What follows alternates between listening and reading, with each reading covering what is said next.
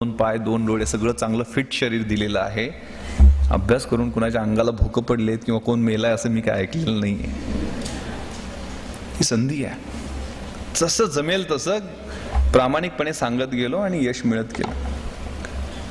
त्यामुळं हा वेळ आहे ना, हा खूप महत्वाचा आहे. तुमच्या आयुष्यातला कन्स्ट्रक्टिव्ह पिरियड आहे. मात्र इथं वळणही वेगळं लागू शकतं. या वयात अनेक काय म्हणतात ते 16 वर्ष धोक्याचं, आपण चुकीच्या मार्गालाही जाऊ शकतो. एखादी चमकणारी गोष्ट असते, चकाकणारी गोष्ट असते, आपल्याला वाटतं ते सोनं आहे. आपण जवळ जातो, त्याला हात लावतो, ती काच असते. कधीतरी ती काच लागते हाताला, जखम होते, तिची जखमेची मोठी जखम होते, चिघळते, तिचं गँग्रीन होतं, आयुष्य कधी उद्ध्वस्त होतं कळत सुद्धा नाही. थोडंसं सावधान. अगदी काय सदासेवी अरण्य तारुण्य काळी करण्याची आवश्यकता नाही आहे. थोडं आपल्याला ज्यासाठी पाठवलेलं आहे घरून, आपले शिक्षक आपल्याची जे अपेक्षा करतायत त्यासाठी वेळ दिला पाहिजे, त्यासाठी प्लॅन केला पाहिजे. एक चांगला शेर मला SMS वरती पाठवलेला होता कोणीतरी परवा, खूप चांगला, की मंजिलें उन्हीं को मिलती है जिनके सपनों में जान होती है. यूं ही पंख होने से कुछ भी नहीं होता, हौसलों से उड़ान होती है.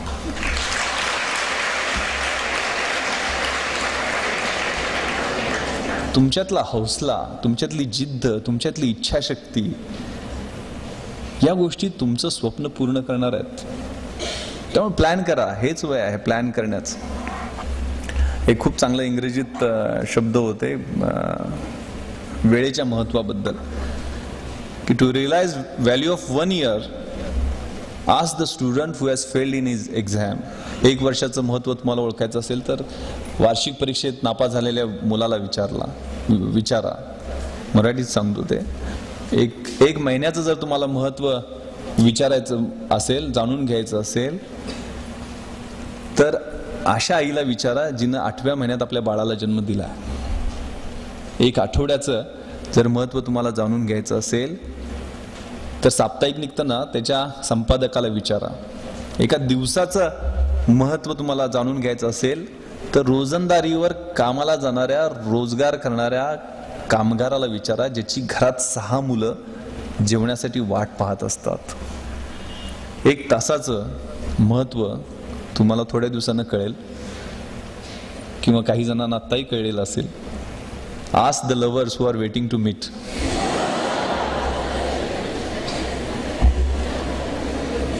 एक मिनिटाचं महत्त्व तुम्हाला जाणून घ्यायचं असेल तर ज्याची ट्रेन चुकली आहे अशा माणसाला विचारा.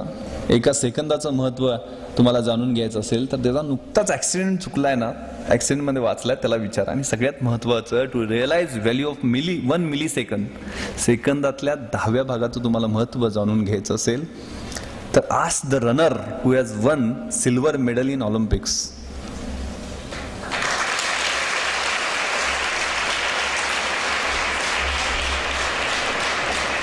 त्यामुळे वेळेचं नियोजन याला खूप महत्त्व आहे. आपल्याला वाटतं की ही खूप मोठी मोठी माणसं झालीत, एवढं मोठं एम्पायर उभं करायला दादांना विचारा किती कष्ट लागले असतील. The heights of great men reached and kept were not attained by sudden flight, but while their companions were slept, they were toiling upwards in the night. जी काही उंची मोठी माणसं गाठतात ना, ती काही एका झेपेत मिळालेली नसते. तर ज्यावेळेला त्यांचे 6 अध्यायी बरोबरचे अभ्यास करणारे झोपा काढत असतात, त्यावेळेला रात्रभर तळमळून जागून अभ्यास करून ती उंची गाठण्यासाठी एक पाऊल त्यांनी पुढे टाकलेलं असतं. प्रयत्न सोडलेले नसतात. खूप आपल्या शाळेतल्या ओळी जर घेतल्या तर खूप चांगलं मोटिवेशन, मॅडमनी मोटिवेशन बद्दल सांगितलं म्हणून मी स्पेसिफिक सांगतो. खूप चांगली एक कविता शाळेत असताना होती, की जब तक सफल न हो नींद की चैन त्यागो तुम, संघर्षों का मैदान छोड़कर मत भागो तुम, कुछ किए बिना जय जयकार नहीं होती, कोशिश करने वालों की हार कभी नहीं होती. ही कोशिश, प्रयत्नवाद, संघर्ष, हे तरुणाईची ओळख. तरुणाई कसली आहे? भगतसिंग, राजगुरू, सुखदेव, अशफाकुल्ला खान यांनी सुद्धा दंगा केला होता ना, त्यांची तरुणाई होती. रंग दे बसंती पाहिला असेल. न इज्जत दे, न अजमत दे, न सूरत दे, न सीरत दे, मेरे वतन के वास्ते या रब मुझे मरने की सिर्फ हिम्मत दे. कशी इच्छाशक्ती असायची, काय आरजू असाय, आरजू कुछ भी नहीं है, आरजू बस यही है, रख दे कोई खाक वतन मेरे कफन में, माझ्या कफनामध्ये या देशाची एक मूठभर मिट्टी ठेवावी अशी आरजू असणारे भगतसिंग फासावर जाताना आईला म्हणतात की मनी धीर धरी शोकावरी जननी भेटेन 9 महिन्यांनी. तू शोकावर, मी फासावर चाललोय ना, पण पुन्हा तुझ्या पोटामध्ये 9 महिन्यांनी जन्म घेणार आहे, तू शोकावर, धीर धर. अशी इच्छाशक्ती असणारी आमची आदर्श मंडळी, यांचे आदर्श समोर ठेवायचे, यांचे रोल मॉडेल्स म्हणून पुढे घ्यायचे. मी परवाच एक सर्वे वाचत होतो. आजकालची आपली मुलं आपलं कॉलेजचं शिक्षण पूर्ण होई तोपर्यंत 20,000 तास टीव्ही पाहतात. 20,000 तासामध्ये 15,000 खुनाचे सीन, मर्डरचे सीन, 12,000 रेपचे सीन आणि 1,00,000 अश्लील जाहिराती पाहतात. त्यांच्या पुढे किती आईबापांनी शिक्षकांनी बोंब मारून सांगण्याचा प्रयत्न केला तर कसा फरक पडणार, असा एक सर्वे आला होता. आणि त्यात असं म्हटलेलं होतं की आजचे प्रश्न शाळेचे तास चुकवणे, शाळेमध्ये टिवल्या बावल्या करणे, विमान फेकणे अशा पद्धतीचे आहेत, म्हणजे शाळेतले प्रश्न, बंक करणे क्लासेस. पण उद्या जाऊन हे प्रश्न, शाळेतले प्रश्न, कॉलेजचे प्रश्न, हे गर्भपात, एड्स, चाकू सुऱ्यांचा वापर अशा पद्धतीचे भयानक होऊ शकतात. तर वेळीच आपल्याला सावध व्हायला नको का, याचा विचार करण्याची आवश्यकता आहे. मी इन्स्पेक्शनसाठी एका पोलीस स्टेशनला 8 दिवसापूर्वी गेलेलो होतो. 8-15 दिवस झाले असतील. इन्स्पेक्शनला महिला सुरक्षा समितीची बैठक मी घेतो आणि गावाचं नाव सांगत नाही, त्यात काय फारसं महत्त्व नाही आहे. त्या महिलांची बैठक बोलवलेली होती आणि त्यांना म्हटलं की तुम्ही पोलीस स्टेशनला राऊंड मारला का, पाहिलं का पोलीस स्टेशनमध्ये कोणी आहे का. ते म्हणे नाही. मग म्हणजे चला आपण फिरून येऊ जरा पोलीस स्टेशनमध्ये. कोपऱ्यात एक बाई बसलेली होती, तोंडाला तिनं बोळा पकडलेला होता. मी म्हटलं का ताई, कशाला आलाय तुम्ही, का पोलीस स्टेशनमध्ये का आलाय. तिनं तोंडाचा बोळा बाहेर काढला तर भळाभळा तिच्या तोंडातनं रक्त व्हायला लागलं. म्हटलं काय झालं, काय ॲक्सिडेंट झाला तुमचा, कशानं रक्त कशानं तोंडात न्यायला लागली. तर तिनं आपला डावा हात माझ्यासमोर केला. त्या डाव्या हातामध्ये तिचे 7 दात होते आणि ती दाखवायला लागली, दादा हे म्हणे माझे दात अजून 3-4 वरती असे घुसलेले आहेत. काय झालं, कशामुळे झालं. तर म्हणे मला 3 पोरी आहेत ह्या आणि पोरगा होत नाही म्हणून नवऱ्यानं तोंडात वरवंटा मारला. तर ही इतकी भयानक घटना आहे की तुमच्या मनावरती विपरीत परिणाम करणारी असू शकेल, पण ही फॅक्ट. ती भाऊजाईचं ऐकून त्या नवऱ्यानं म्हणे तोंडात वरवंटा मारलाय आणि हे दात माझे पडलेत आणि वरती दात गेलेत. मला खूप राग आला. मी इमिडिएटली तिथे इन्स्पेक्टरला बोलवलं, म्हटलं 307चा गुन्हा दाखल करा, बेट्याला धरून आणा, लॉकअपमध्ये टाका पहिले.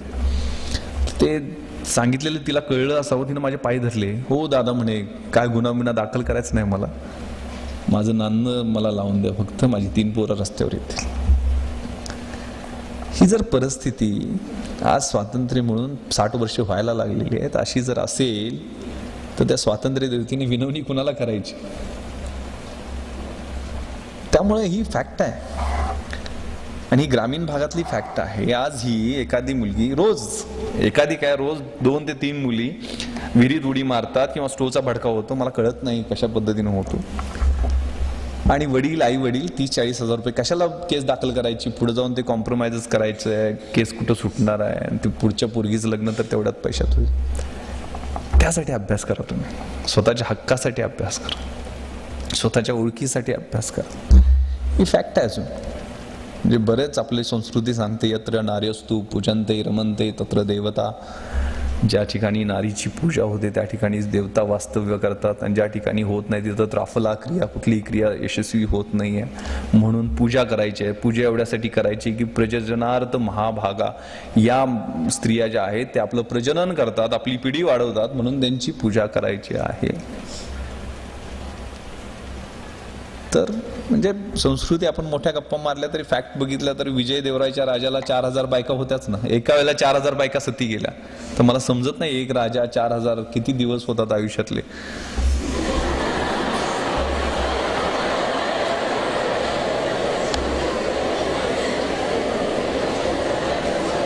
मोठ्या संस्कृतीच्या गप्पा आपण करतो.